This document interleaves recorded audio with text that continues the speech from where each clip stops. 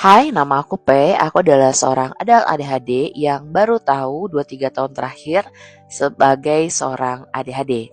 Dan di sini aku berbagi pengalaman pertumbuhan aku, pengenalan aku sebagai seorang adult ADHD, dan perjalanan aku untuk menjalani kehidupan sebagai seorang ADHD dengan baik.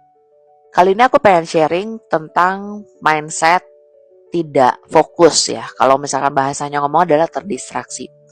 Menurut coach aku, distraksi itu lawan katanya bukan fokus, tapi traksi. Jadi kita tuh disebut terdistraksi kalau kita punya traksi atau sesuatu yang mau kita kerjakan, ternyata kita terdistraksi untuk tidak melakukan si traksi ini.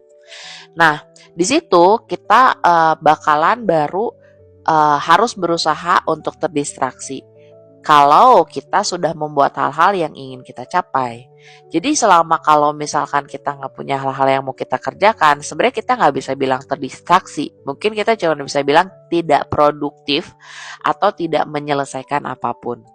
Dari 3-4 minggu yang lalu, sejak aku ngalamin ngeblank dan lupa dengan apa yang aku bangun, habit aku yang bangun, aku jujurnya sampai hari ini belum ada membuat plan harian apa yang harus dikerjain jam sekian sampai jam sekian, mau time boxing, time blocking, atau apapun itu aku belum melakukannya. Jadi aku benar-benar ngasih ruang kepada diri aku untuk secara perlahan ngebangun si habit tersebut. Dan apa yang aku harus kerjain itu cuman kayak oke, habis ini ngapain, itu nggak pernah aku plan lagi dari malam maupun dari pagi karena apa yang terjadi 3-4 minggu lalu.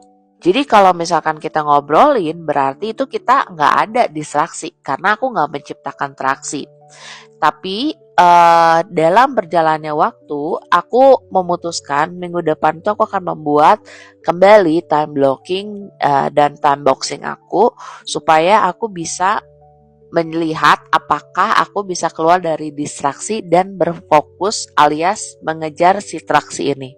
Seperti yang aku udah bahas di video-video sebelumnya, cara aku untuk mengembalikan habit aku adalah membuat catatan apa yang sudah aku lakukan sepanjang hari tersebut dengan waktunya. Jadi jam 8 titik sekian-sekian aku ngerjain ini, jam 9 sekian titik itu tuh aku buat. Memang tidak sedetail tiap hari tuh nggak sama detailnya, tapi ini bantu aku untuk tracking apa yang aku sedang lakukan saat ini dan cukup membantu.